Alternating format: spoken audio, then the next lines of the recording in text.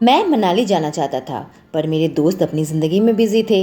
मैं अकेला नहीं जाना चाहता था। सोशल मीडिया में एक लड़की मिली जो मनाली जाने के लिए पार्टनर ढूंढ रही थी। मैं उस अनजानी लड़की के साथ चल पड़ा। शुरू में सब अजीब था, पर हिमालय की ठंडी वादियों में मेरे जज्बात में तूफान मच गया। उसे खींचकर सीने से चिपका लिया, कहा आज अपनी मोहब्बत की बारिश में मुझे भिगो दो। वो मुस्कुराती हुई मेरे कंबल के नीचे। दोस्तों, ऐसी रोचक कहानी सुनने के लिए चैनल को सब्सक्राइब करें।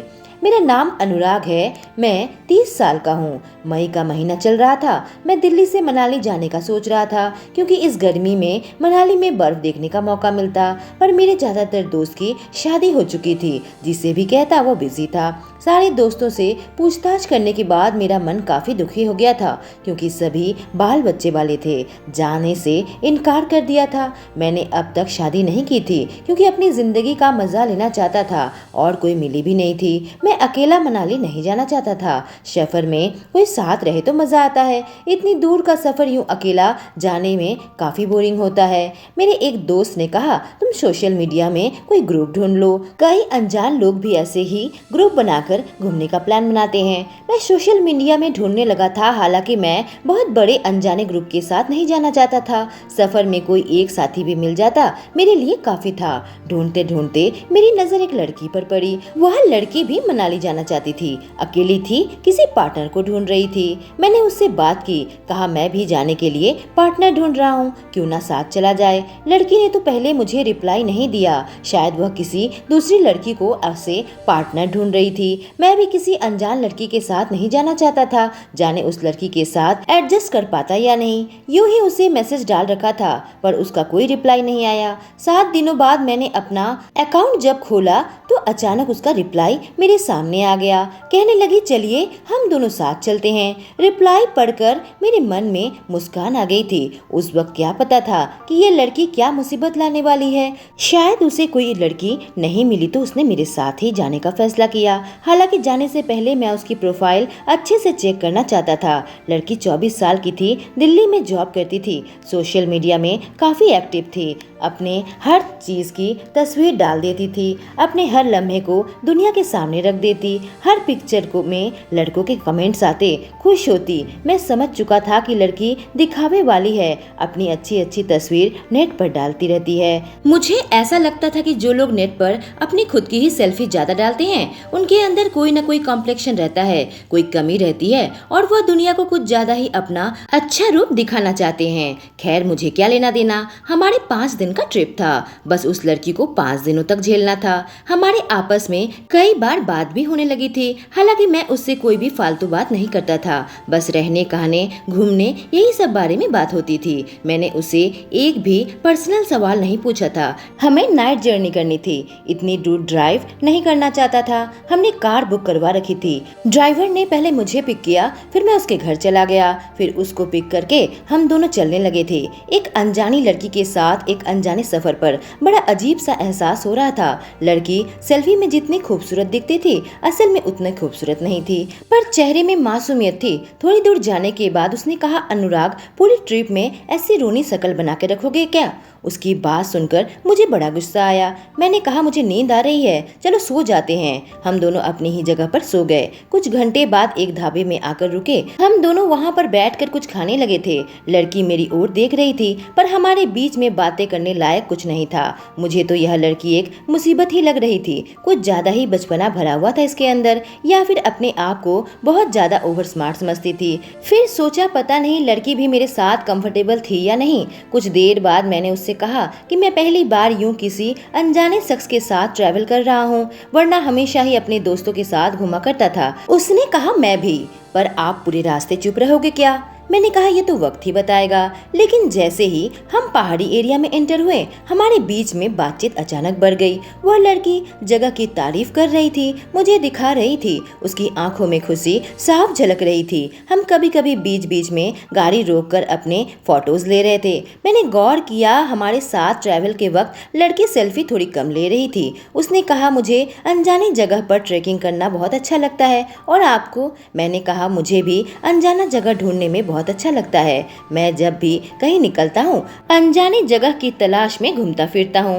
हंसते हुए कही तब तो आपके साथ मेरी खूब जमेगी। चलिए दोनों मिलकर मनाली एक्सप्लोर करेंगे। उसको देखकर साफ लग रहा था नेचर लवर है और एडवेंचर भी काफी पसंद है, इसलिए मैं भी उसके अंदर डूबने लगा था। मुझे वह अच्छी लगने लगी थी। मैं भी शायद ऐसा ही था, पर बहुत अकेला था। शायद वह भी तन्हा होगी, लेकिन मोनिका के साथ मुझे अब अच्छा लगने लगा था। मनाली पहुंचते पहुंचते हम काफी थक चुके थे। हमारी अच्छी दोस्ती हो गई थी। पैसे बचाने के लिए हमने एक ही कमरा बुक करवाया था। मोनिका कहने लगी, मैं तो शुरू में बहुत घबरा रही थी एक ही कमरा बुक करवाने के लिए, पर आपसे मिलते ही मुझे एहसास हो गया था आप अच्छे और शरीफ इंसान हैं। मैं मुस्कुरा कर कहा, घबराओ मत, तुम्हारे साथ कोई भी ऐसी वैसी हरकत नहीं करने वाला। वो हंसने लगी, मेरे करीब आ गई, कहने लगी, मैं आपको ऐसी वैसी हरकत करने दूंगी भी नहीं। अगले दिन हम मनाली में घूमने निकल गए थे। अनदेखी रास्ते में हम दोनों चलने लगे। नई चीज देखकर बेहद खुश हो रहे थे, पर हमें क्या पता था हमारे ऊपर क्या मुसीबत आने वाली है। नई जगह की खोज का उत्साह और लड़की के साथ रहने का जोश मेरे अंदर इस कदर भर गया था कि कुछ आगे पीछे नहीं सोचा। चलते चलते हम एक सुनसान जगह पर पहुंच गए। मैंने उससे कहा, मोनिका हम कहाँ आ गए हैं? मोबाइल का नेटवर्क भी काम नहीं कर रहा था। मैंने कहा, अब हमें वापस चलना चाहिए। उसने कहा, तुम डर रहे हो क्या? अरे हम ढूंढ लेंगे रास्ता, मैं हूं ना, और चलते हैं। ऐसा करते करते हम चलने लगे। धीरे धीरे शाम ढलने लगी थी। मैंने कहा, मोनिका अब और नहीं। वो मेरी आंखों में देखने लगी, फिर कही, ठीक है बाबा चलो। पर हम रास्ता भटक चुके थे। धीरे धीरे ठंड बढ़ने लगी थी। हम दोनों ठंड से कांपने लगे थे। दिन में उतनी भारी ठंड नहीं थी। भारी कपड़े नहीं पहने थे क्योंकि आज धूप काफी अच्छी निकली थी। अब धीरे धीरे ठंड इतनी ज्यादा बढ़ने लगी। चलते हुए तो गर्मी आ रही थी, पर फिर भी हम कांपने लगे थे। हम दोनों बेहद थक गए। एक जगह पर बैठकर लड़की परेशान होने लगी। मुझसे कहने लगी, तुमने सही कहा था। अंधेरा छाने लगा था। कुछ समझ में नहीं आ रहा था कि क्या करें। यूं सारी रात बाहर गुजारना पड़े तो हम मर जाएंगे। घबराहट में मैंने उसका हाथ पकड़ लिया तो उसने मेरे बाजुओं को थाम लिया। हम दोनों एक दूसरे के सहारे चल रहे थे। आसपास कोई भी इंसान नजर नहीं आ रहा था। कितना खतरनाक रास्ता में रात में चलना भी खतरे से खाली नहीं था। पर अंधेरे का एक फायदा हुआ, हमें सामने से एक रोशनी नजर आई। हालांकि समझ नहीं आ रही थी कि उस रोशनी तक पहुंच पाएंगे या नहीं, बीच में कोई खाई है या नहीं। मोनिका बिल्कुल घबरा गई, कहने लगी, सारी मेरी गलती है, मेरी वजह से तुम भी मुसीबत में पड़ गए। मैंने कहा, मोनिका ऐसी बातें मत करो, इस वजह से एडवेंचर करते हैं। उसने कहा, पर हमारी जान पर बन आई है। मैंने कहा, कुछ नहीं होगा, मैं हूं ना तुम्हारे साथ, बिल्कुल घबराओ मत। हम दोनों ने मोबाइल की टॉर्च जला ली और उस रोशनी की तरफ बढ़ते जा रहे थे। अचानक ही कुछ पेड़ों के बीच में हमें घर नजर आया। हम उसके अंदर गए तो एक बूढ़ी औरत थी। हमने कहा, हम यहाँ ट्रैकिंग करने आए थे, रास्ता भटक गए, एक रात आपके यहाँ रुकना चाहते हैं, हमारी मदद कर दीजिए, जो भी किराया होगा आपको दे देंगे। वह औरत पैसे की बात सुनकर राजी हो गई। अच्छी इंसान भी थी। शायद हम दोनों को मुसीबत में देखकर समझ चुकी थी कि हम टूरिस्ट है और यहाँ के लोग टूरिस्ट की मदद करते हैं। कहने लगी, बेटा तुम दोनों को भूख भी लगी होगी, मैं खाना बना देती हूँ, पर मैं बहुत गरीब हूँ, आप शहर के हो ना, जाने हमारे गाँव का खाना अच्छा लगेगा भी या नहीं। मैंने कहा, हमें बहुत भूख लगी है, आपके हाथों से बना प्यार भरा खाना हमें बहुत अच्छा लगेगा, हम इसके भी आपको पैसे दे देंगे। हम जानते हैं आप लोग कितनी मुसीबत झेलते हैं। खाना खाने के बाद उसने अपना एक कमरा दे दिया था। बिल्कुल एक गांव का घर था। कम से कम रात में रहने की जगह मिल गई थी। हमारी जान बच गई थी। पानी और खाना भी मिल गया था। और क्या चाहिए था। उसने हम दोनों को रजाई भी दे दी थी। गरीब औरत के पास रूम हीटर तो नहीं था। घर के बाहर आग जला रखा था जिसमें हम थोड़ी देर बैठे थे। जाने क्यों यह सफर मुझे अच्छा लगने लगा था, क्योंकि मैं अकेला नहीं था, मेरे साथ मोनिका थी और ऐसा एक्सपीरियंस इससे पहले कभी नहीं हुआ था। अंदर एक रोमांच का फीलिंग आ रहा था। फिर से हम दोनों को सोने के लिए एक ही कमरा मिला था और इस बार रजाई भी एक ही थी। मोनिका घबराई सी मेरी ओर देखने लगी। मैं उसके बिल्कुल पास चला गया। कहा, मोनिका हम बच गए हैं और यह एहसास बहुत अच्छा महसूस हो रहा है। मुझे और क्या चाहिए? तुम्हारे चेहरे पर इतनी घबराहट क्यों है? अचानक जाने उसे क्या हो गया, झट से मेरी बाहों से लिपट गई, कहने लगी, आई एम सो सॉरी अनुराग, तुम्हारे परिवार में भी तो कोई होगा, अगर तुम्हें कुछ हो जाता तो। मैंने कहा, मैं बिल्कुल अकेला हूँ, दिल्ली में अकेला ही रहता हूँ, पापा कुछ साल पहले गुजर गए थे, एक माँ ही थी जिसकी 2 साल पहले ही मौत हो गई थी, मेरे सारे दोस्तों की शादी भी हो गई है, मैं बेहद ही अकेला महसूस करता हूँ। अकेलापन दूर करने के लिए मनाली ट्रिप प्लान करना चाहता था, पर कोई साथी न मिला। जब तुम्हारी मैसेज देखी तो मैं तुम्हें मैसेज डाल दिया था कि मैं भी तुम्हारे साथ चलना चाहता हूँ। मेरी बात सुनकर बिल्कुल शांत हो गई, मेरे सामने बैठी हुई थी। मैं प्यार से उसके बालों को सहलाता हुआ कहा, और तुम्हारी क्या कहानी है मोनिका। मेरी बात सुनते न सुनते उसकी आंखों में आंसू आ गए, कहने लगी, मेरी भी यही कहानी है। मेरे माँ बाप बचपन में एक एक्सीडेंट में गुजर गए थे, मेरी नानी ने पाल पोस कर मुझे बड़ा किया, 1 साल पहले वो भी हमें छोड़कर चली गई। उसके बाद मैं दिल्ली में आ गई, वहीं पर जॉब करती हूँ, खुद ही काम करके खाती हूँ, मेरी सैलरी भी ज़्यादा नहीं है, अगर काम नहीं करूँगी तो मुझे खाना खिलाने वाला कोई नहीं है। बड़े ही मुश्किल से मनाली ट्रिप के लिए पैसे जोड़े थे, जब तुम मिल गए तो सोचा ट्रिप का पैसा भी डिवाइड हो जाएगा, और आज यहाँ एक्स्ट्रा खर्चा भी हो गया। मैं तो एकदम गिनकर पैसे लेकर आई हूँ। उसके चेहरे पर एक घबराहट थी। मैंने कहा, तुम्हें पैसों की फिक्र मत करो, यह मैं दे दूंगा, मैं अच्छी IT कंपनी में नौकरी करता हूँ, मेरी सैलरी महीने की 2 लाख है, खर्च करने वाला कोई नहीं, मैं अकेला ही हूँ। अब हम दोनों इतना थक चुके थे कि वहीं पर लेट गए। जाने क्यों मेरी आंखों में नींद नहीं थी, मैं मोनिका के बारे में ही सोच रहा था, बेचारी कितनी अकेली है, दिन भर सेल्फी पोस्ट करके सोशल मीडिया में डालती रहती थी। उसकी वजह अब समझ आ रही थी, उसका अकेलापन। मुझे उस पल महसूस हुआ, आज मेरे दिल में ये कैसा खालीपन था।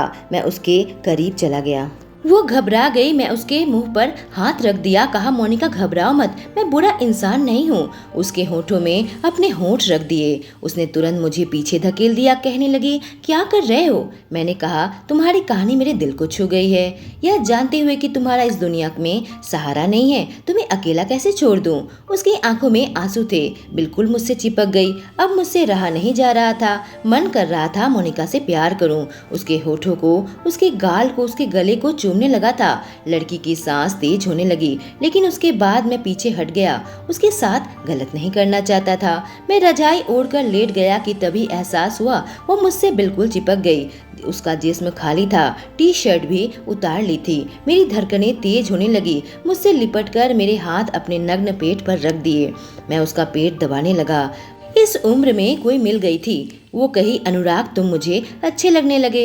इन ठंडी वादियों में मेरे जज्बात में तूफान मच गया। उसे खींचकर सीने से चिपका लिया, कहा, आज अपनी मोहब्बत की बारिश में मुझे भिगो दो। उसे अपनी बाहों में भरकर प्यार करने लगा। मोहब्बत करने के हालात में भी अपनी हदें जानता था।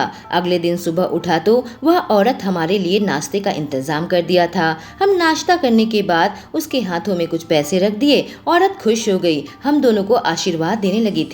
उसने हमें आगे का रास्ता भी दिखा दिया था। हम जल्दी से प्रॉपर एरिया में पहुंच चुके थे। एक छोटे से एडवेंचर हम दोनों को कैसे करीब ले आया।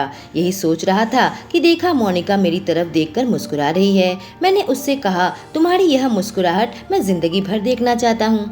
और हम दोनों बिल्कुल एक जैसे हैं, हमें घूमने का शौक है, हम दोनों ही अनाथ हैं और अकेले हैं कि अब एक हो जाए। उसने कहा, क्या तुम मुझे प्रपोज कर रहे हो। मैंने कहा, हाँ प्रपोज कर रहा हूँ, पर डायलॉग थोड़ा लंबा है, अगर सीधे सीधे कहूँ तो तुमसे प्यार करता हूँ। और तुम। उसने कहा, मैं भी। मैंने कहा, पूरा पूरा बोलो। उसने कहा, मैं भी तुमसे प्यार करने लगी हूँ। मैंने कहा, ठीक है, दिल्ली पहुँचते ही मेरे साथ शिफ्ट हो जाओ, हम दोनों शादी मनाएंगे। यही थी मेरी लव स्टोरी। दोस्तों, कहानी कैसी लगी? अच्छी लगी हो तो चैनल को सब्सक्राइब करें। Thank you.